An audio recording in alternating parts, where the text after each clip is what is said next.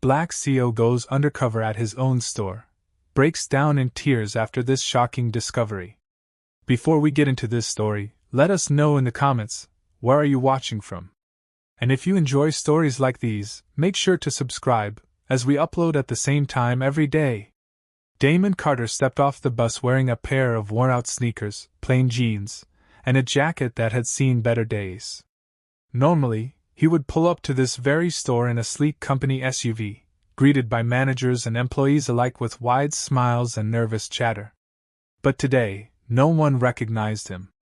He made sure of that by growing out a patchy beard, throwing on a set of thrift shop clothes, and adopting a slower, more hesitant demeanor. He wanted to see, firsthand, what was really going on in his store when the people in charge thought he was just another unskilled temp worker or, more specifically, a janitor. It took every ounce of his usual confidence to walk in with a bowed head, shoulders hunched forward, and a quiet voice. Right away, even before he introduced himself, he noticed something was off. The energy felt tense, and employees exchanged concerned glances whenever a large man in a crisp dress shirt, who seemed to be in a position of authority, walked by. Damon had always prided himself on building a company culture that felt more like a family than a corporate machine. He started his chain of retail home goods stores from literally nothing, barely scraping by with credit card debts and personal loans. Over time, his passion for fairness and community had built a reputation that spread wide. People said if you worked for Damon, you were guaranteed a respectful environment and, at the very least, a chance to climb the ladder. That was the brand Damon believed in, anyway. But recently, disturbing rumors found their way to his ears. Whispers of intimidation, mismanaged money, and borderline abusive managerial behaviors kept surfacing in anonymous emails to corporate, but every time Damon confronted the local management team, they insisted it was a misunderstanding. They had the numbers to prove things were fine. And so, Damon set out to confirm for himself what the daily reality was. He approached the dingy back entrance of the store, which he noticed had peeling paint and a broken light fixture that flickered ominously. A surge of frustration hit him. This was not the condition he ever wanted a property under his brand name to be in. A middle-aged cashier with deep circles under her eyes noticed him hovering by the back door. She gently asked if he needed help, or if he was looking for someone. Damon nodded, adopting the timid persona he'd practiced, and said, "I'm the new janitor." The moment the woman's eyes flickered downward to see his battered shoes, an almost imperceptible flash of sympathy crossed her face. Then she politely directed him to the manager's office, which was behind a stockroom stuffed with old boxes and precariously stacked merchandise. As Damon wove through the narrow hallway, he heard a burst of raucous laughter emanating from an office near the break room. He paused near the partially open door, catching fragments of a conversation that made his skin crawl. A man's voice, sharp, mocking, spoke about hiring incompetent fools, and bragged that if they didn't shape up, he'd cut their hours down to nothing. Damon's jaw tightened. That was enough to confirm his suspicions that something was very, very wrong. This had to be Todd, his newly appointed regional manager who'd boasted about raising this store's profits significantly over the past quarter. Damon had only met him briefly at a larger corporate gathering, and Todd had seemed polite enough in public. Yet here he was, behind closed doors, speaking to a small group of lackeys in a tone dripping with condescension. Moments later, the door flew open, and there stood Todd, tall, broad, impeccably dressed, with the kind of arrogant stance that made Damon's blood boil. Todd took one look at Damon's scruffy appearance and sneered, not even bothering to mask his disdain. "You must be the new janitorial temp," Todd said, crossing his arms. "So I hear you're on some government-subsidized work program or something." "Great." Damon felt a flash of anger but forced himself to remain calm and in character. He nodded meekly and muttered something about how grateful he was to have the opportunity. Todd scoffed, turned back to the office, and said loudly, "Just make sure the floors are spotless, or I'll have your hide. We run a tight ship around here, no slackers." Damon took a deep breath and continued past Todd, trying not to let the manager's words or attitude derail his plan. He walked into the break room, where a couple of employees avoided eye contact. One worker, Luis, according to the name tag, greeted Damon softly and asked if he was new.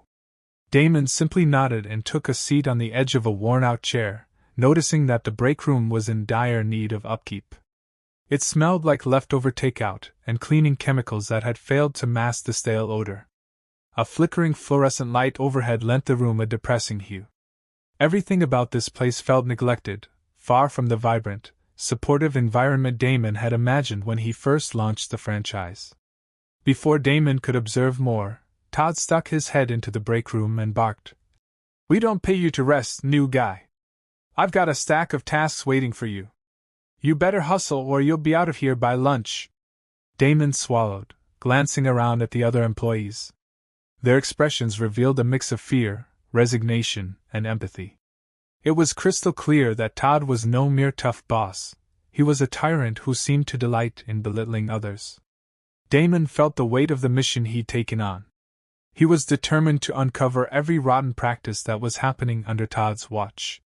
The first red flag had appeared within seconds: a manager who disrespected employees, bullied them, and held their livelihoods over their heads like a weapon.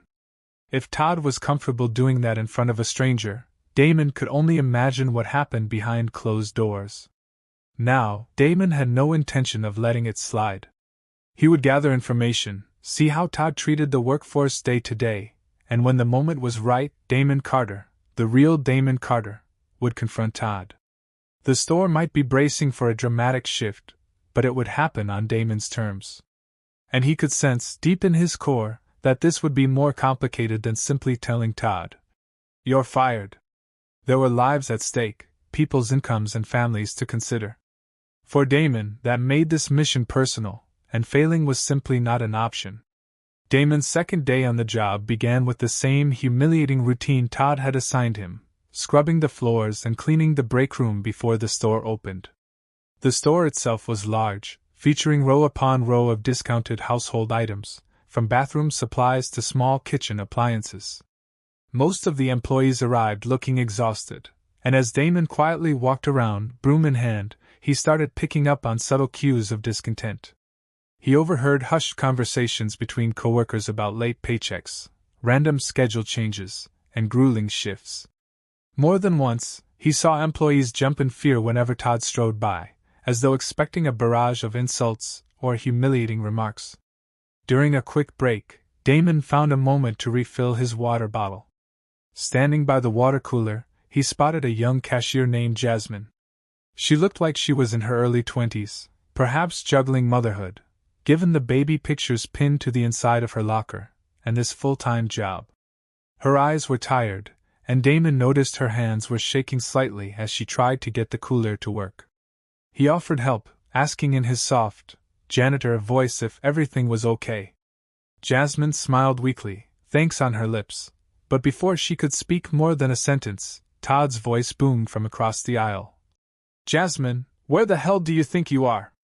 A spa resort? Get to your post!" She tensed, apologized hurriedly, and scurried off. Damon felt his blood boil. This environment was the polar opposite of what he'd spent years trying to cultivate. He remembered the bright-eyed optimism from new hires at other locations, the team lunches, and the sense of unity that used to radiate through the staff.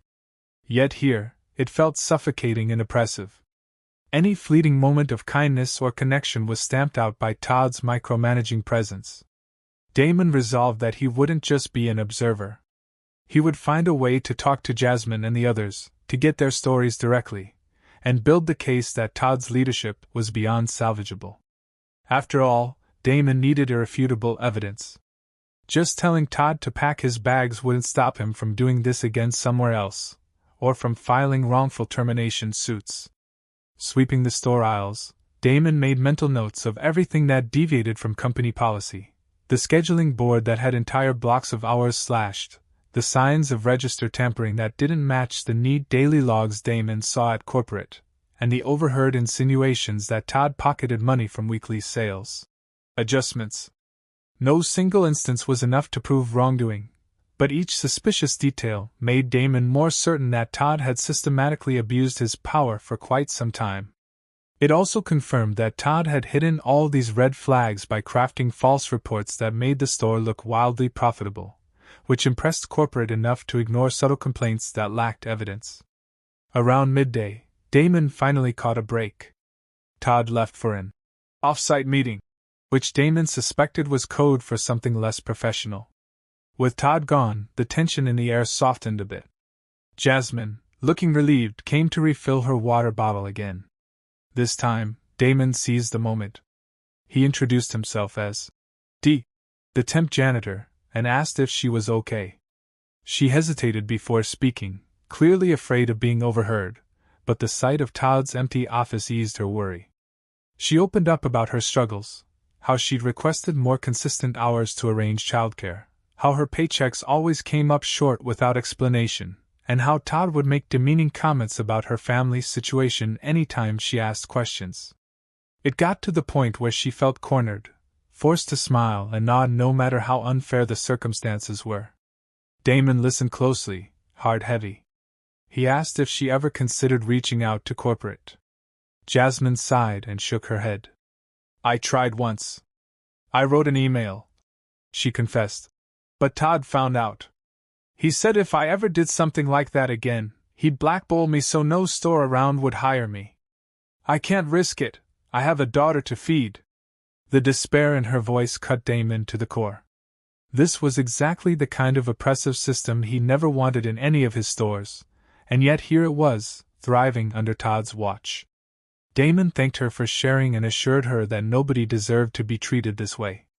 She looked at him, eyes flickering with a hint of hope, but then quickly walked away when another supervisor strolled by. The rest of the day passed in a blur of small tasks and bigger revelations. Damon caught Todd's right-hand supervisor, a man named Jason, rummaging through the store's safe with a smirk on his face. Later, Damon noticed entire boxes of merchandise missing from inventory logs. Each instance by itself might not hold up as a smoking gun, but collectively it painted a troubling picture of a corrupt management structure. The final moment that day came when Damon saw Todd re-enter the store in the late afternoon. He reeked of cigars, presumably from a leisurely lunch, and he had a smug grin that told Damon all he needed to know. Todd felt untouchable, thinking no one up the chain would ever question him as long as the store's profitability numbers stayed impressive. Damon ended his shift, pretending exhaustion, and left through the same grimy back entrance, ensuring Todd saw nothing out of the ordinary in his demeanor. As he walked away from the store, Damon felt a renewed sense of determination. He knew he couldn't keep up the charade for too long without arousing suspicion, but he needed more time to gather the conclusive evidence that would not just fire Todd but also protect the employees from any fallout. He vowed that tomorrow, he'd dig deeper into the allegations of stolen wages and tampered registers. He thought of Jasmine's tired eyes and the way she'd revealed her desperation. If Todd had the nerve to treat a hardworking single mother like that, Damon wondered what else he was capable of. In the pit of Damon's stomach, an uneasy feeling lingered. It wasn't just about punishing Todd. It was about restoring faith in the company Damon had created and ensuring that his employees felt valued and safe. He remembered how proud he once was to see his store signs across the city, how he'd personally attend opening ceremonies and talk to local communities about job creation and opportunities. Now, watching the reality that had taken root under Todd's command felt like a personal betrayal of his principles, his vision, and his people. Tomorrow, Damon would return, disguised as the humble janitor, but inside, he'd be a CEO on a mission, ready to do whatever it took to rip out the toxic weeds that had grown in his garden. On the third day, Damon arrived extra early. The morning chill hung in the air as he slipped through the front doors just minutes after a sleepy security guard unlocked them. Determined not to waste a second, Damon headed straight to the manager's office area, mindful of the possibility that Todd might also be an early riser. When he found the office empty, Damon exhaled in relief and began scanning the messy desks for any documents that might support what he suspected: widespread manipulation of time cards, register tallies, and corporate reports. Rows of file boxes lined the wall, each labeled with cryptic shorthand like monthly adjustments or payroll corrections. Damon carefully opened one of the boxes and saw a jumbled collection of spreadsheets, random sticky notes, and printed emails. He skimmed through them, noticing suspicious patterns where employees' hours were repeatedly rounded down to neat increments: 4 hours instead of 4.2, 6 hours instead of 6.4. It might seem minor at first glance, but cumulatively it meant someone was shaving off wages from the team. Even more telling, at the bottom of the folder, Damon found notes referencing company bonuses meant for staff appreciation, bonuses that never seemed to have made it into the employees' checks. Suddenly, the jingle of keys in the hallway made him freeze. He quickly replaced the documents, closed the box, and pretended to be mopping the nearby floor. Todd walked in, early indeed, carrying a cup of expensive coffee and wearing a self-satisfied grin. Spotting Damon with the mop, Todd barely acknowledged him except to mutter, "Don't forget the bathrooms today," before slumping into his chair. Damon kept his head down but quietly observed Todd rummaging through the same box Damon had just inspected. Todd pulled out a set of financial documents, flipped through them, and smirked. Damon caught a glimpse of the corporate logo at the top of the pages. Undoubtedly, these were the official financial summaries Todd was planning to send to Damon's headquarters. Polished numbers that likely hid the misconduct happening at ground level. As the day progressed, Damon spent more time in the main store area, trying to gain the trust of the employees. In between cleaning tasks, he struck up conversations with Luis, who worked in the electronics aisle, and an older cashier named Belinda, who had been at this location longer than anyone else. They each had their own stories about Todd's bullying tactics, docking pay for minor infractions, verbally berating workers for taking short breaks, and sneering at anyone who dared to ask questions about payroll discrepancies. As Damon listened, he felt a mounting sense of outrage. How had Todd managed to keep this store so profitable? By essentially stealing from his staff and pressuring them to cover his tracks. During a lull in customer traffic, Damon found Luis standing by a tall shelf of clearance items, looking pensive. Damon asked if everything was okay. Luis glanced around nervously, then whispered, "They cut my hours again. My wife just lost her job, and we're barely scraping by. I asked Todd if I could pick up more shifts, but he just laughed in my face." He took a shaky breath, eyes clouding with stress. "I've thought about complaining to corporate, but Todd always says he's got connections, that I'd never be hired again if I caused trouble. I can't risk losing even these few hours." Damon gave a reassuring nod, anger simmering in his chest. The devastation Todd inflicted wasn't theoretical. It was real life for people like Luis, families on the brink, terrified of stepping out of line. In mid-afternoon, the tension in the store escalated when a customer asked for assistance finding a particular kitchen appliance. Jasmine went out of her way to help, but the item was out of stock, something that wasn't entirely her fault. The customer left disappointed. Todd, seeing the exchange from across the store, zeroed in on Jasmine like a predator spotting wounded prey.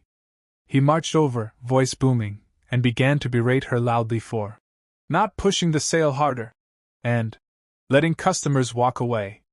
The tirade grew so harsh that a few other customers paused their shopping to stare. Jasmine's eyes glistened with embarrassment, but she tried to remain composed. Finally, Todd spat out, "If you're not cut out for this job, maybe you should quit and find something you're actually good at, like babysitting." Then he stormed off. Tears slipped down Jasmine's cheeks as soon as Todd's back was turned. Damon, watching from the cleaning aisle, felt an impulse to step in, but he knew the timing wasn't right. He needed to gather more. It took everything in him not to blow his cover right then and there. That evening, as Damon emptied trash cans near the loading dock, he noticed a small group of employees huddled together, whispering in hushed, urgent tones. He inched closer, pretending to be busy with his janitorial duties, and overheard them discussing how Todd was siphoning stock, marking it as damaged or unsellable, then selling it out the back door for a profit. One younger employee, Sam, murmured that he had actual proof on his phone, a video clip of Todd meeting a shady reseller behind the store. But Sam was petrified to share it, convinced Todd would find a way to ruin him if he spoke up.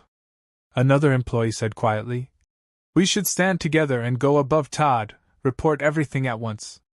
But the others quickly shot down the idea, reminding each other that Todd was tight with the regional directors, or so he claimed, and that any complaint would bounce right back to him. Damon realized that what he had was a workforce so terrorized by Todd's intimidation that they couldn't even unite to protect themselves.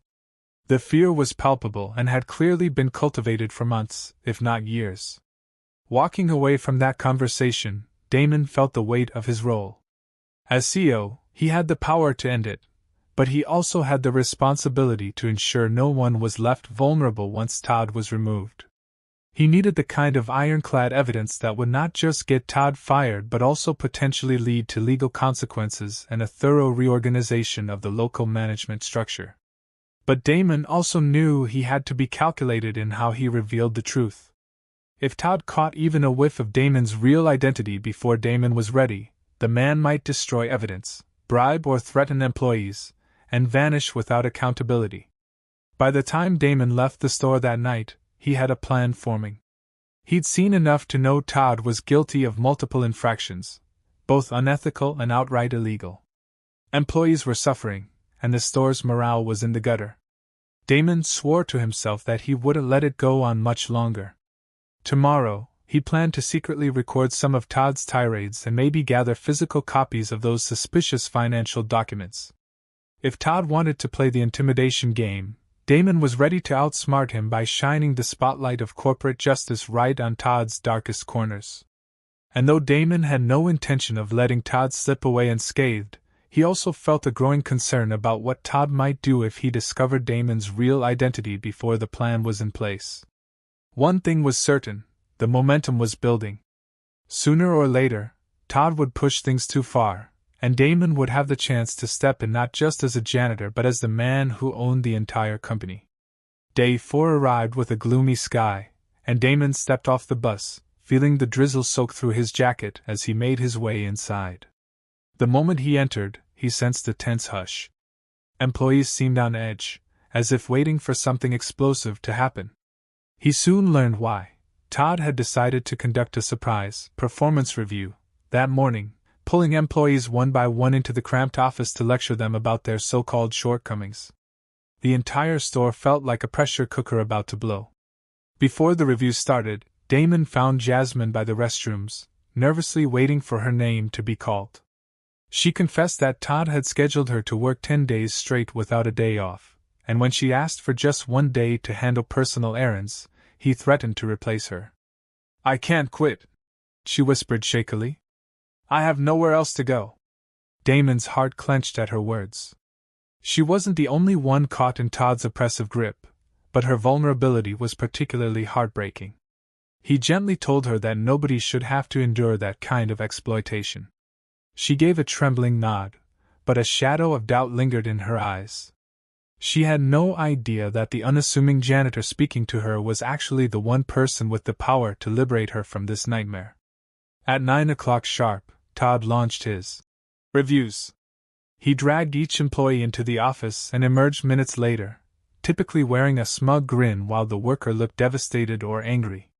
Damon overheard snippets, accusations of laziness, threats of docked pay, and demands to meet ridiculous sales targets or face termination.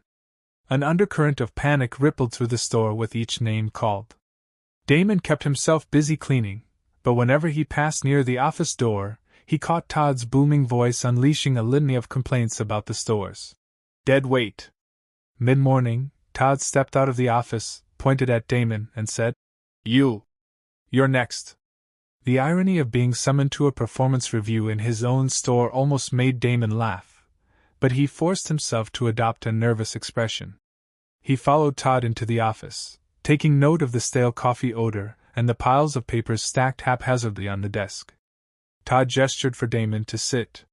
The second Damon was in the chair, Todd leaned forward, arms crossed, and said, "So, let's talk about your performance so far, D. Or whatever your name is. I've noticed you slacking off, chatting with employees, standing around doing nothing." Damon said nothing, letting Todd's misguided assumptions run wild. The manager went on. "I can fire you any time if I even think you're not worth the hourly wage we pay you. Understand?" Damon nodded, playing the part of a fearful temp. Todd continued ranting about how he had zero tolerance for bleeding hearts, who messed around and tried to defend incompetent coworkers. He made a comment about how the store needed discipline and that people who couldn't handle it should just leave. The arrogance in Todd's tone was matched only by the cruelty of his words. Damon forced himself to remain passive, even as adrenaline spiked in his veins.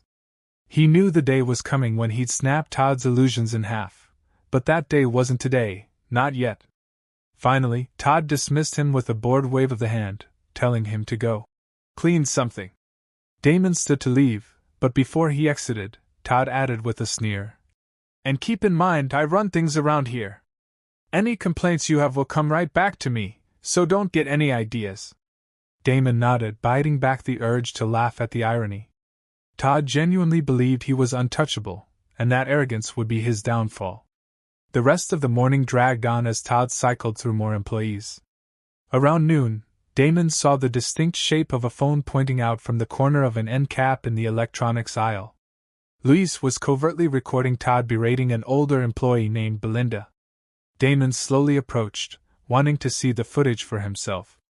He saw Todd's face twisted in anger as he accused Belinda of being too slow at the register and threatened to push her out of the store if she couldn't keep up. When Todd walked away, Louise whispered excitedly to Damon, "I got everything. This is gold, right? We can show corporate." Damon nodded, warning Louise to keep the recording safe and offline. Todd's downfall was inching closer, but Damon knew they needed a culminating moment that would leave no room for Todd to wriggle free. Sure enough, the tipping point arrived that evening. A frenzied customer rushed in just before closing, demanding a product that was no longer in stock. Jasmine politely apologized and tried to offer a rain check, but the customer was in a bad mood. Todd, seeing an opportunity to assert his perceived dominance, swooped in and began berating Jasmine in front of the customer, claiming she was incompetent and blaming her for the store's inventory issues. When Jasmine tried to defend herself, Todd literally pointed a finger at her face and shouted, "Do not talk back to me!" The customer, clearly uncomfortable, quickly left. But Todd wasn't done. He doubled down on insulting Jasmine's work ethic, her personal life, and even made insinuations about her background. Everyone in the store froze, helplessly watching. Finally, Todd roared, "That's it! If you can't handle basic tasks, you're done!" He scribbled something on a slip of paper, presumably an immediate termination notice. He slammed it on the counter and barked, "Sign it, or I'll blacklist you so hard you'll never work in this city again." Time seemed to stand still. Tears streamed down Jasmine's face, but she was too proud to break down in front of Todd. She clenched her jaw, her hand shaking as she refused to pick up the pen. Todd demanded she sign, voice laced with menace. At that point Damon, who was watching from a nearby aisle, felt an overwhelming urge to act, but he held back by a thread. He needed Todd's meltdown to be fully witnessed, fully recorded. And indeed, several employees had their phones out, capturing the injustice. If Todd wanted to show his true colors, Damon was willing to let him do it in front of every camera in the store. Unable to stomach any more, Jasmine finally turned around and walked away, leaving the slip unsigned. Todd, incensed, shouted after her, "Fine. Walk away, but don't come crying to me when you can't pay your rent. You're fired." He dramatically tore up a piece of paper, threw it in the air, and stormed toward his office. The entire store was left in stunned silence, except for the sound of Jasmine's muffled sobs as she grabbed her belongings. Damon's jaw was clenched so tightly it ached.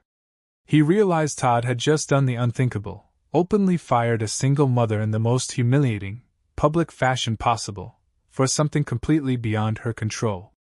For Damon, that was the final straw. Damon spent a sleepless night thinking about Jasmine. He imagined her going home, telling her child she might not have a job anymore, wondering how she'd keep food on the table or pay for basic necessities. The sense of injustice ignited something deep within Damon, a protective fury that refused to be calmed. This wasn't just about corporate integrity or brand image anymore, it was about real human lives. He decided that, come morning, Todd was going to be exposed. The time for subtlety was over. By sunrise, Damon had called a trusted friend at corporate, quietly arranging for an HR representative and a legal advisor to be on standby. He wanted to ensure that when he pulled back the curtain on Todd's operations, there would be immediate backup and a clear plan to help the store's employees recover. Damon also made sure to gather the evidence he and the employees had collected, the video recordings, the financial discrepancies, and the testimonies from staff who were willing to speak once they felt protected. That day, Damon arrived at the store earlier than usual. He found Todd already there, pacing in the office, presumably fuming over Jasmine's refusal to sign the termination slip.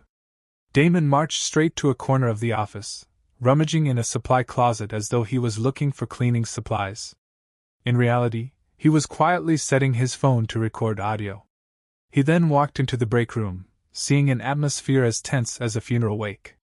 Employees whispered that Jasmine had texted a few of them, saying she tried to come in later to collect her final paycheck. The heartbreak was etched on everyone's faces. Even those who didn't know Jasmine well felt the sting of her unfair dismissal. If Todd could do it to her, he could do it to anyone. Damon spotted Todd stalking through the aisles, snapping at employees to look busy, even though the store hadn't officially opened yet. Gathering his courage and suppressing the thrill of what was about to unfold, Damon approached Todd near the customer service counter. Todd looked at him with the same sneering contempt he always showed.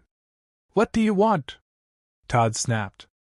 Damon calmly said, "I need to talk to you about Jasmine's termination." Todd rolled his eyes. "None of your business. She was incompetent, end of story. You got a problem with that?" Damon took a breath, deciding in a split second that it was time to drop the charade. He reached up, pulled off the baseball cap he'd been wearing, and took out the hidden earpiece that altered his voice slightly. Then he straightened his posture. The transformation was immediate and startling. No longer the timid janitor, Damon Carter stood at his full height with a calm yet commanding presence. Todd squinted, confused by the sudden shift. Damon's voice rang out, no longer soft or subservient. "We need to talk, Todd. You've been stealing from my employees, harassing single mothers, falsifying corporate reports, and more. And it ends today." The color drained from Todd's face. He looked at Damon, scanning every feature, trying to connect the dots. Some employees nearby gasped, realizing they'd just witnessed a dramatic reveal. One whispered, "Wait, that's Damon Carter, the CEO." Todd's jaw tightened. He let out a forced laugh. "Very funny," he said, though his voice trembled ever so slightly. "You really think you can just waltz in here pretending to be the big boss?" Damon reached into his back pocket and pulled out his ID badge with the company's top-level clearance, the same one that had granted him access to all corporate buildings. He displayed it for Todd to see. The hush that fell over the store was absolute. Even customers who had just walked in sensed something massive was going down. Todd's face hardened. He glanced around, seeing employees pulling out their phones, capturing every second. Realizing he was in front of a growing audience, Todd attempted to salvage the situation. "All right, so you're Damon Carter," he spat, voice dripping with sarcasm. "What are you doing impersonating a janitor in my store? Corporate espionage, some kind of stunt. You can't just barge in and accuse me." Damon cut him off, voice firm. "It's my store, Todd. And from what I've seen, you've abused my employees, stolen from my company, and covered it up with false documents. I have all the evidence I need." Todd tried to retort, but Damon continued, his words echoing in the silence. "I came here undercover because of numerous complaints that never seemed to make it past your desk. And now I know exactly why. You intimidated everyone into silence. Well, guess what? The silence ends now." Todd's eyes flickered with panic. He glanced at the employees forming a circle around them, phones out, capturing every word. "You have no proof," Todd growled, crossing his arms as if to contain his fear. Damon inhaled, adrenaline pumping. "We do," he said calmly. "And it's not just corporate documents. We have video of you berating employees, audio recordings of your threats, testimonies from staff, and records of the missing inventory you've been selling out the back door. Todd sneered, stepping closer to Damon as if trying to intimidate him physically. You're bluffing. Nobody here would back you up. They know what I can do to them. A few employees audibly gasped at Todd's threat. Damon calmly motioned for Luis, who stepped forward with his phone in hand. He played a short clip of Todd's voice, laden with insults and threats. The color on Todd's face changed from anger to shock.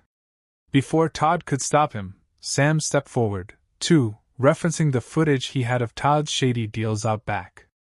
In that moment, Todd realized his fortress of fear and manipulation was crumbling. He looked wildly around, his gaze settling on a few employees as though daring them to refute the evidence. But they stood silently, many with tears in their eyes, shoulders squared, no longer afraid. The sense of unity was palpable. Todd's voice cracked as he shouted, "This doesn't prove anything! I have the numbers to show record profits."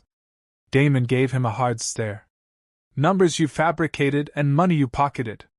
I've already sent everything to corporate.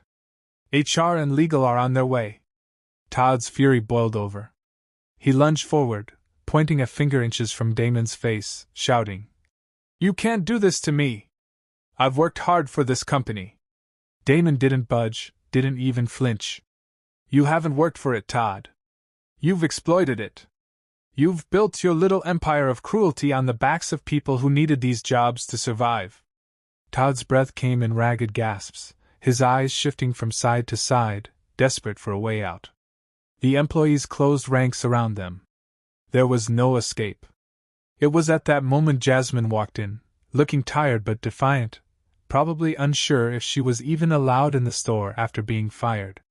She saw the ring of employees, the tension, and Damon standing face to face with Todd. Her eyes flicked between them, realization dawning as she recognized Damon's real identity. Damon softened his expression, gave her a quick nod that said, "It's okay." Then he turned back to Todd, voice calm but resonant. "You're finished here." Todd let out a guttural snarl. He tried to laugh it off, still clinging to the shred of confidence that maybe, somehow, corporate would protect him. But Damon had meticulously planned for this.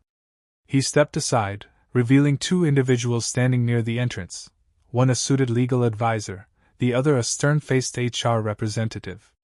They'd arrived quietly, blending in among the onlookers. The HR rep stepped forward, clearing her throat. "Todd, due to credible allegations of harassment, theft, and falsified reports, we need you to accompany us for an immediate administrative review." Employees stood silent, but the quiet was broken by a few whispered exclamations of relief. This was what they had been waiting for. Todd's face went pale. He blustered, "You can't just drag me away like some criminal. I'm management." The HR rep maintained her poise. "We have sufficient evidence that requires your immediate suspension pending a full investigation." The color drained from Todd's face further. He swung his gaze to Damon, who simply stared back unmoved. Desperate, Todd raised his voice. "You want to suspend me? Fine, but I'll be back." "The board of directors," Damon cut him off. "The board of directors has already been notified. I called an emergency meeting at 6 a.m. today. Your name came up quite a bit, Todd. Nobody there is on your side anymore." Todd seemed to shrink at the mention of the board, realizing he had lost his final leverage. In a last-ditch effort to regain control, Todd turned to the assembled employees, scowling. "You all think you're safe now? You're all complicit. I'll see to it you get dragged into this mess too." But his threats rang hollow. Belinda, the older cashier, stepped forward, tears in her eyes but shoulders resolute. "We've done nothing wrong except endure your cruelty. We have every right to speak our truth." Others nodded in agreement, even those who had once been too frightened to speak. The HR rep motioned for Todd to follow her, but he still refused to move. Damon fixed Todd with a pointed look. "I'd go quietly if I were you," he said in a tone that carried all the authority of his position. Todd stared, face twitching with rage and frustration. Then he spun on his heel, pushing past the HR rep, and stomped toward the exit. The store watched him leave, the silence thick with a blend of disbelief and relief. As he pushed the doors open, Todd hurled one last, venomous threat. "This isn't over!" Then he disappeared into the parking lot. For a moment, nobody moved. Then a collective exhale spread across the employees, followed by murmurs that gradually built into conversation. Some looked at Damon in awe, others with cautious optimism, and a few actually clapped quietly, still too nervous to fully celebrate. Damon felt a swirl of emotions: anger at the extent of Todd's atrocities, sadness for the damage inflicted on the team, and relief that the tyrant was finally gone. Jasmine stood by the customer service counter, uncertain if she had the right to be there after being fired so abruptly. Damon approached her with a kind smile. "You do belong here," he said gently. "That termination was invalid. As of this moment, you have your job back." She looked at him, tears brimming, and nodded, overwhelmed by gratitude and lingering fear. "Thank you," she whispered, her voice shaky. I didn't know this could happen, that someone up there actually cared." Damon's eyes stung, and he blinked back his own tears. "I'm sorry you ever had to doubt it," he murmured. One by one, employees gathered around Damon, some offering thanks, others timidly asking questions. Damon explained that a proper investigation would unfold in the coming days, and that everyone who had been cheated out of wages or benefits would be compensated. He also vowed that management would undergo a major overhaul, and that their input on who should take leadership roles would be heard. Jasmine slipped away for a moment, returning with a small, framed photo of her daughter, who looked to be about 3 or 4. She held it up to Damon, voice quavering. "This is why I couldn't afford to lose my job. I want you to know that." She trailed off, tears welling again. Damon gently placed a hand on her shoulder, his own eyes watering now. "Your daughter deserves a mother who's not living in fear of her boss," he said, voice catching. "I promise, from here on out, we'll make this store a place where you can feel proud to work." As the HR rep set about gathering statements, the relief in the air was tangible. Belinda, who had endured Todd's reign the longest, gave Damon a shaky smile. "I've been here since the store first opened," she said. "I always believed in the company's values, but when Todd took over, it felt like everything changed. Thank you for coming back for us." Damon gave a humble nod. The weight of responsibility pressed on him, yet it was mingled with an undeniable sense of hope. For all the hurt Todd had caused, there was now a chance to rebuild from the ground up. Damon spent the next hour speaking to employees individually, reassuring them that their testimonies would be protected, explaining how the anonymous hotline for corporate concerns would be improved so no one else could ever silence them again. Each conversation felt like a stitch in the torn fabric of trust, gradually mending the rift Todd had created.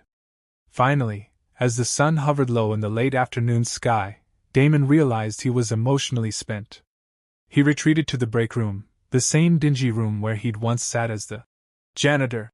Only now employees followed, offering heartfelt thanks and timid smiles. Amid the chaos, Damon noticed Jasmine had disappeared again.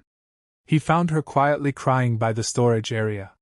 She tried to compose herself when she saw him, but the heartbreak and relief warred in her features.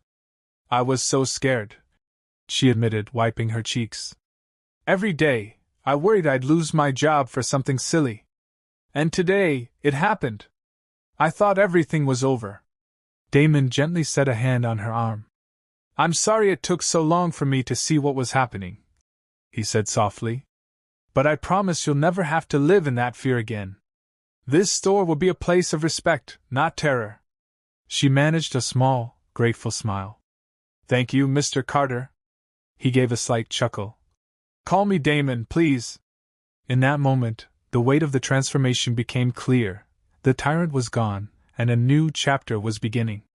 It wouldn't erase the trauma overnight, but it was a start. Over the next few days, Damon would personally ensure every policy violation was addressed and that Todd answered for his actions. For now, though, he allowed himself a moment of quiet victory, standing in the store he'd built from nothing, among employees who finally felt the faint warmth of hope rising in place of the cold grip of fear. The day after Todd's public downfall felt like a brand new dawn for the store. Word spread fast. Employees from other branches sent messages of support, relieved that Todd's toxic reign was finally over. Corporate officials descended on the location, not in a punitive way, but with a focus on thorough investigation and restitution. Damon introduced them to Jasmine, Luis, Belinda, and others who had stories to tell. Instead of hushed whispers and terrified faces, there was an air of cautious optimism.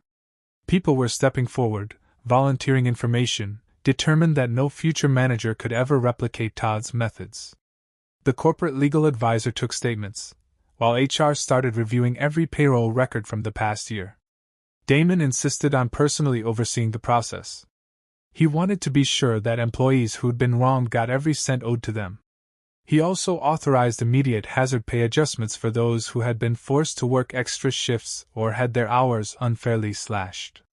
With each act of corporate correction, the staff seemed to regain a bit more faith in the company. Damon watched employees who used to flinch at every footstep begin to smile, exchange jokes, and openly share ideas on how to improve the store's layout and service. Just before noon, a local news crew arrived, having caught wind of the Undercover CEO and the explosive drama that had unfolded. Damon had no desire for a media circus, but he recognized the value in transparency. So, he gave a brief statement, confirming that the store's leadership had engaged in misconduct and that immediate reforms were underway. He declined to name Todd publicly, though it was hardly a secret among the staff.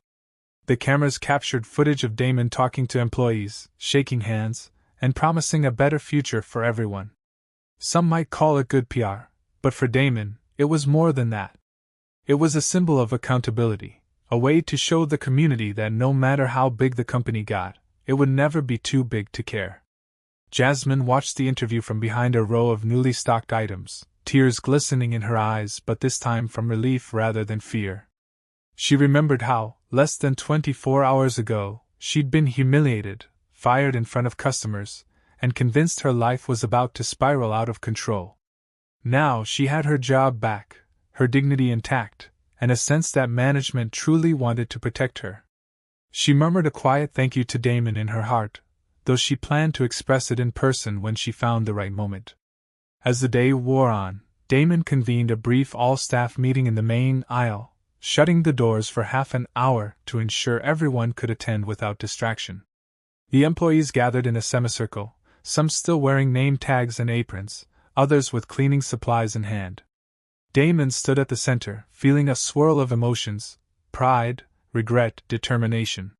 He told them how he never wanted a culture of fear to exist in any of his stores, how he was ashamed it had gone on this long, and how steps were being taken to guarantee it never happened again. He also announced that immediate wage reviews were happening, emphasizing that if someone felt underpaid or had hours stolen, the company would make it right. The reaction was a mix of claps, tears, and quiet nods. Some employees asked questions about job security and scheduling. Damon addressed each one with sincerity, reminding them that a new store manager would be brought in, but only after consulting with the team to ensure the right fit. He encouraged them to speak freely, to come to him or the corporate staff with any concerns. People who once felt muzzled by Todd's tyranny suddenly found themselves able to voice their needs. The difference was night and day, and Damon felt a surge of satisfaction. This was what he had envisioned from the start, a workplace where employees felt heard and respected. In the midst of all this, Damon noticed Luis standing off to the side, arms folded, eyes filled with a mix of relief and lingering skepticism. After the meeting, Damon approached him. "How are you holding up, Luis?" he asked gently. Luis let out a breath. "Better, man. Better. After everything Todd did, it's hard to believe this is real." Damon nodded, placing a reassuring hand on Luis's shoulder. "I get it. Trust takes time to rebuild. But I'm not going anywhere until we fix this place for good." Luis's eyes flickered with gratitude. "We appreciate it. We really do." As the corporate staff continued their investigations, it became evident just how extensively Todd had manipulated the system. Fake sales, false returns, pocketed bonuses. Each new revelation made Damon's stomach churn. How many employees had Todd hurt across the entire region? Damon vowed to audit every store Todd had touched. He also realized how crucial it was to implement new checks and balances that no single manager could override. Todd's brand of corruption thrived in darkness, so Damon resolved to bring in more transparency and better lines of communication. Late in the afternoon, Jasmine approached Damon, carrying a manila folder. Her face looked serious, but her eyes held a newfound determination. "I found these in Todd's desk," she whispered. "They look like logs of change time cards. Do you want them?" Damon's eyebrows rose. "Absolutely," he said. He flipped through the pages, seeing employee names next to altered hours, some cut by as little as 15 minutes, others by entire shifts. It was blatant wage theft, the kind that could destroy people's lives. Damon felt a swell of anger, but also relief that they had more concrete proof to secure justice for everyone.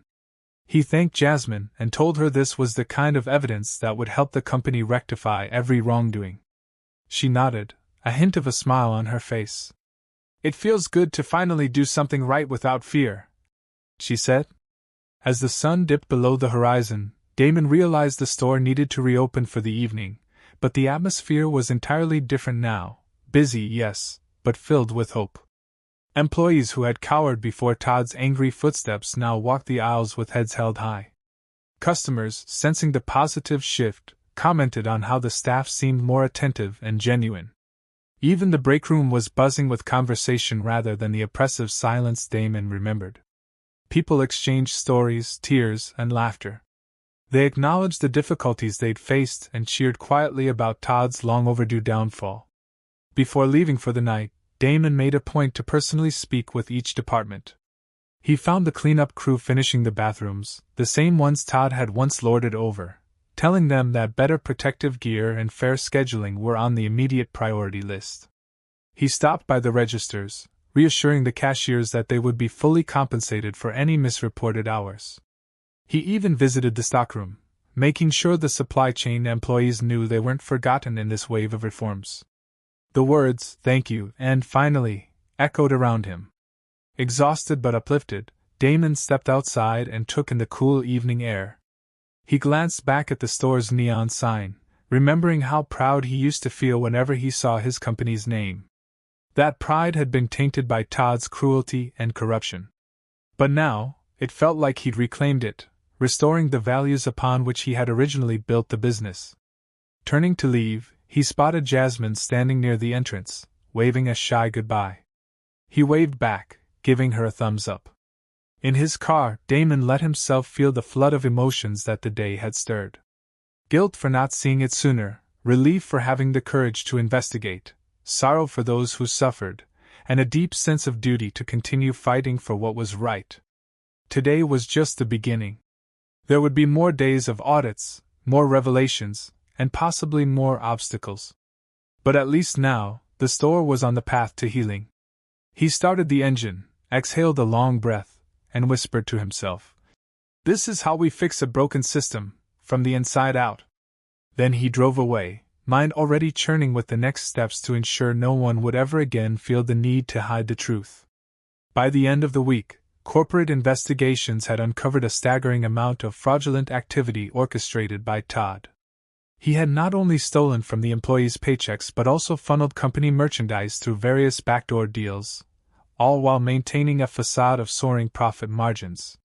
Damon's legal team was preparing to press charges. Meanwhile, Todd had gone conspicuously silent, either hiding out or frantically seeking legal counsel of his own. The store's employees speculated on whether he'd face jail time. Some hoped he would, while others just wanted him gone for good. Yet in the midst of the ongoing fallout, something miraculous began to emerge, a sense of renewed family among the staff. Free from Todd's tyranny, people were talking openly, sharing ideas to improve store layout, and even planning small potluck gatherings after shifts. Jasmine and Louise teamed up to reorganize the electronic displays, drawing on both of their experiences to make products more accessible to customers. Belinda found herself energized as well, teaching newer hires some of the store's best practices, tips she'd been hesitant to share before for fear of Todd's unpredictable wrath. Damon made a point to visit daily. He didn't necessarily need to come every day as the CEO, but he wanted to keep his finger on the pulse of the store's recovery. He took an active role in the auditing process, ensuring that employees saw the steps being taken to correct payroll errors, reimburse stolen wages, and revamp scheduling policies. While some corporate processes moved slower than he would have liked, Damon refused to rest until he saw every last wrong addressed. Part of that included hiring a new store manager, someone with a reputation for fairness and empathy. But Damon insisted that the team have a say in that decision, which meant interviews and open discussions, a stark contrast to Todd's top-down authoritarian appointment. On a particularly busy afternoon, Damon found himself helping out at the checkout line. A sudden influx of customers had formed long queues, and a few employees were on break. Without hesitation, Damon hopped on a register, scanning items with practiced ease. The customers were initially surprised to see the CEO himself ringing them up, but he saw it as a chance to re-establish what the company stood for. Employees nearby smiled, not out of fear but genuine warmth. For a moment, Damon felt like he was returning to his roots, remembering the early days when he wore multiple hats in his very first store. After the rush, Jasmine approached him with a grin. "Not bad for a janitor," she teased, referencing his undercover disguise. Damon laughed, gratitude shining in his eyes. "I'll always be ready to do whatever needs to be done," he replied. Jasmine then handed him a small slip of paper. "We took a staff vote, just something informal," she said. "We thought maybe, until a new manager is hired, we'd like an interim leadership committee, made up of several employees who've been here a while. That way, we each have a voice." Damon scanned the list of names: Belinda, Jasmine, Luis, and a few others. A smile tugged at his lips. This was exactly the kind of teamwork and mutual respect he'd dreamed of fostering. "I think that's a great idea," he said. "Why don't we announce it officially tomorrow?" The next day, employees gathered near the customer service desk at Damon's invitation. He stood before them, describing how the store would temporarily operate with a shared leadership model, a small committee ensuring daily tasks were managed, employee concerns were heard, and any disputes were resolved fairly. Applause rippled through the group. For many, this moment felt revolutionary, a chance to break free from the hierarchy that Todd had so cruelly abused. With that momentum, a wave of positive change swept the store. Staff morale soared. Customers sensed the renewed energy and left glowing reviews online. Corporate took note, too, praising the store for bouncing back so quickly. While not every scar healed overnight, the environment was now one of collective responsibility and mutual respect. Even the break room got a facelift, with employees painting a bright mural and rearranging furniture to make the space more inviting. About a week later, Damon received a call from HR confirming that Todd was officially being charged with embezzlement and other crimes. They expected a lengthy legal battle, but the evidence was stacked against him. Damon hung up, feeling a complicated mix of triumph and sadness. Triumph, because justice was being served. Sadness, because Todd's fall from grace represented a betrayal of everything Damon stood for. At least it was nearly over now, and no other store under Damon's brand would have to endure Todd's cruelty. On a clear Monday morning, Damon arrived to find the store bustling with life. Customers chatted with friendly employees, and the overhead music played a cheerful tune rather than the oppressive silence that once characterized the place. Jasmine was helping a customer pick out the right blender, smiling confidently as she explained the product's features.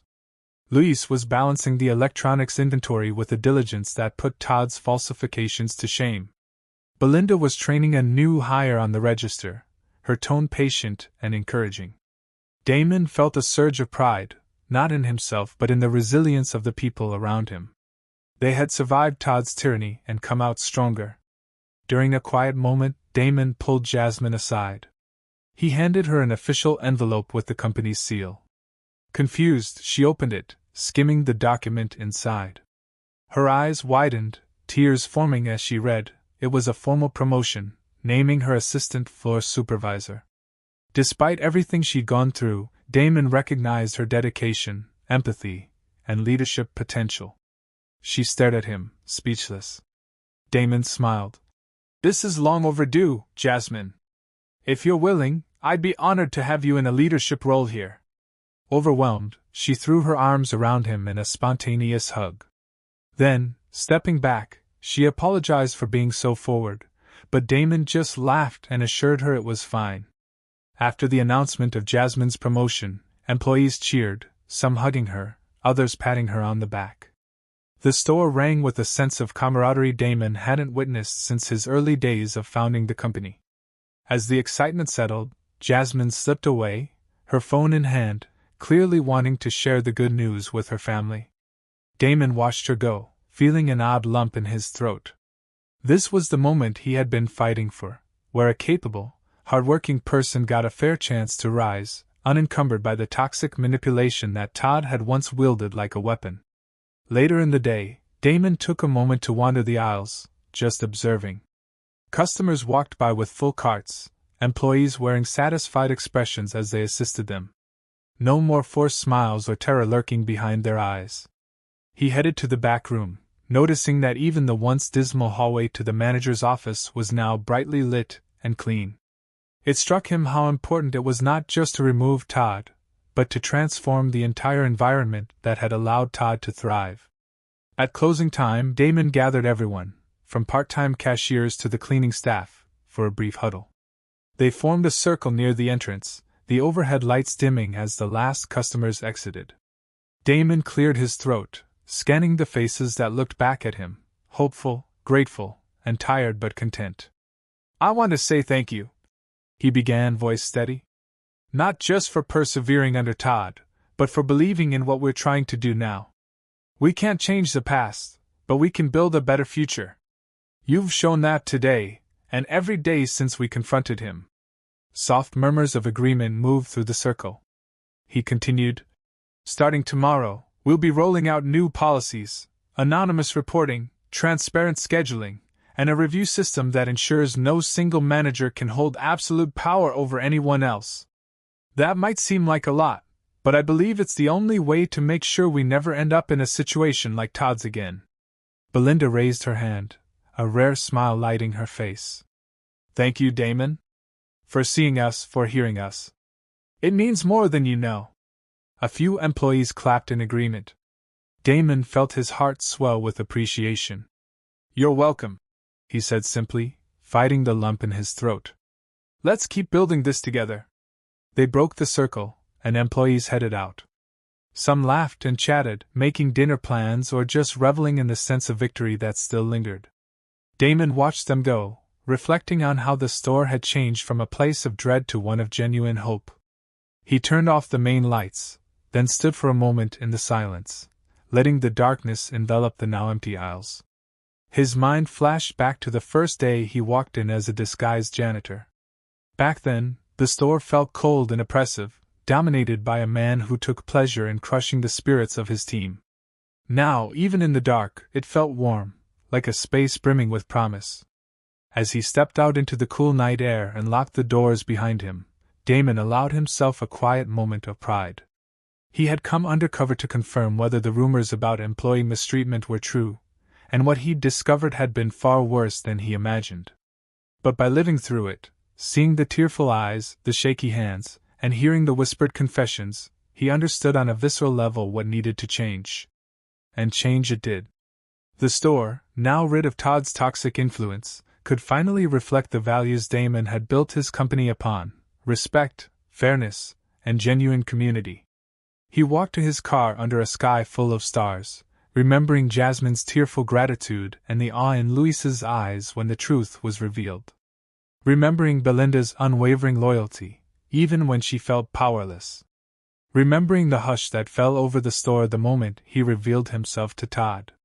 And most of all, remembering Todd's final meltdown, that raw cry of a man who had lost the power he had so cruelly abused.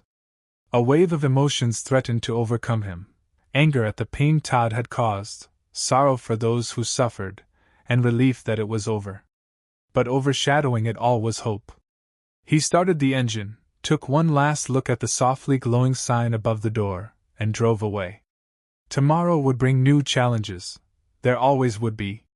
But for the employees of this store, at least, the nightmare was over. And for Damon Carter, that knowledge was worth more than any corporate success. They had collectively proved that justice and compassion could prevail, even in a system that sometimes seemed stacked against the vulnerable. With Todd gone and the truth laid bare, the healing had begun. And Damon intended to follow through until every last vestige of Todd's corrupt legacy was erased. The first day of the following week started with a staff meeting that included the newly formed employee committee. Everyone gathered around, half excited, half nervous, as they waited for Damon to speak. He announced that, after thorough consideration and input from staff, the interim leadership roles would become a permanent committee-based approach until they found a new manager who respected the store's collaborative environment. Cheers and applause rippled through the group. Jasmine in particular looked close to tears, honored by the trust placed in her. Even Belinda, typically reserved, gave a wide grin. For the first time in a long time, the store felt like it belonged to all of them. Corporate had also arranged to set up an anonymous feedback kiosk, accessible any time the store was open. Damon explained this concept to the team, emphasizing that it would allow anyone, employee or customer, to file suggestions or complaints without fear of retribution. He made sure to clarify that if Todd had taught them anything, it's how dangerous it is to rely on a single chain of command that could be easily corrupted. Now, their voices mattered. The official corporate response team, which had been overseeing Todd's investigation, gave a preliminary briefing to the staff that afternoon. They confirmed that Todd faced multiple counts of fraud, harassment, and embezzlement. While they couldn't discuss all the legal details, they promised to keep the employees informed as the case moved forward. The employees listened quietly, some angry, some satisfied. Most just seemed eager to move on and rebuild their sense of normalcy. In the days that followed, customers began noticing the store's improved energy. Ratings on social media climbed, and the local news ran a short feature praising the undercover boss, scenario that led to radical positive changes. Damon found it a bit embarrassing to be in the spotlight, but if it helped highlight the store's transformation, he was willing to endure it. He had multiple interviews, always emphasizing the resilience and courage of his employees rather than his own role. "They're the heroes," he often said. "They endured and finally spoke out. I just happened to be in a position to do something about it." Jasmine, adjusting to her new role, started a daily routine of greeting every employee at the start of their shift. She'd ask how they were doing and if they needed anything. Small gestures, maybe, but they meant the world to people who were used to being treated like cogs in a machine. Louise took charge of coordinating break schedules and found ways to ensure coverage without burdening anyone unfairly. Belinda trained a group of new hires, focusing not just on store policies but on the why behind them, why the company valued respect, why each role mattered, and why Todd's approach had been so wrong. One evening, Damon stayed late to handle some lingering administrative tasks, cross-referencing payroll data with the hours employees had actually worked. He wanted to confirm that everyone was being fully compensated for the wages Todd had withheld. He lost track of time in the quiet store, the lights dim. Around 10 o'clock, he heard a gentle knock on his makeshift desk in the break room. It was Jasmine, looking tired but smiling. "Still working?" she asked softly. Damon glanced at the clock, startled by how late it was. "I guess so," he admitted with a small laugh. "I want to make sure these corrections go through right away." Jasmine leaned against the doorframe. "Thank you," she said, her voice warm and sincere. "I know most CEOs wouldn't do all this. They'd just hire a team to clean up the mess and move on to the next big thing." Damon shrugged. "I started this company to create real opportunities for people, not to just collect profits. Todd was a betrayal of that vision, and it's my responsibility to set things right." Jasmine nodded in understanding. "We see it. We feel it." Then she stepped forward and placed a small thank you card on the table. "From everyone, well, the night crew at least," she explained, blushing slightly. "We just wanted you to know how much we appreciate the changes." Damon opened the card, reading heartfelt messages from various employees. Some wrote that they could finally sleep at night without dreading the next workday. Others thanked him for giving them hope in a system they thought was rigged. A lump formed in Damon's throat as he read each note. Setting the card down, he looked at Jasmine, at a loss for words. "I don't know what to say," he managed. She offered a gentle smile. "You don't have to say anything," she replied. "We just wanted you to know that it made a difference." Jasmine left soon after, leaving Damon alone with the swirling emotions the card had stirred. He thought of Todd again, the way he'd humiliated Jasmine, threatened Luis, and stolen from everyone. He glanced around the break room, remembering how dark and depressing it once felt. Now, employees had decorated the walls with colorful posters, motivational quotes, and even a joke board where they pinned silly memes. The transformation was more than aesthetic, it was cultural, symbolic of a deeper shift in how people felt about coming to work. Finally, Damon shut down his laptop and decided to call it a night. He walked through the empty store, flicking off the lights, hearing the faint hum of the air conditioning. Stopping in the main aisle, he let his eyes travel over the shelves, neatly stocked and well labeled, thanks to the dedicated staff. It wasn't just a place to buy household items anymore. It was a testament to the idea that a workplace could be fair, humane, and even uplifting. Locking the doors behind him, he stepped into the night, stars glinting above. The finality of Todd's downfall, the employees' renewed spirits, the store's upward trajectory, it all felt like a story that had reached its climax and was now gliding toward a satisfying resolution. But Damon also knew this was just one store, one incident of many possible abuses of power in the larger business world. If Todd had taught him anything, it was the importance of vigilance. Letting your guard down for even a moment could allow the next Todd to flourish. Still, as he drove away, Damon couldn't help but smile. Today, at least, the darkness had been banished. And for Jasmine, Luis, Belinda, and the others, tomorrow promised a workplace where they could stand tall, speak freely, and provide for their families without fear. Damon resolved to carry that promise forward, not just here but across every store bearing his name. He wanted to ensure the nightmares of Todd's regime remained just that, nightmares from a past that would never again see the light of day. The next morning, Damon woke to a phone buzzing incessantly. Blurry-eyed, he grabbed it from the nightstand. There were texts from corporate colleagues, store employees, and even a few from journalists. As he scrolled through, a headline caught his eye.